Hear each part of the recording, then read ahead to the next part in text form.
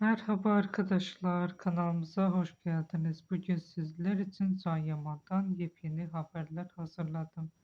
Son dönemde en dikkat çeken haberlerden biri Can Yaman'ın İtalya'da düzenlenen Sanremo Müzik Festivali 2026'da sahneye çıkması oldu.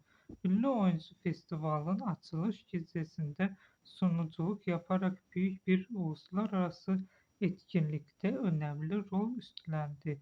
Bu gelişme onun artık sadece oyuncu değil, global bir medya figürü haline geldiğini gösteriyor. Festival sırasında yaptığı esprili açıklamalar da sosyal medyada geniş yankı uyandırdı. Özellikle Türkçe şarkı söyleme konusunda yaptığı şaka kısa sürede gündem olurken hayranları arasında farklı yorumlara neden oldu.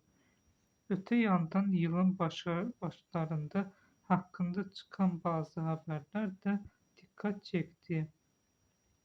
İstanbul'da gerçekleştirilen bir operasyon sırasında kısa süreli gözaltına aldığı iddialar ortaya atıldı. Ancak Can Yaman bu iddiaları reddederek herhangi bir suçla bağlantısı olmadığını açıkladı.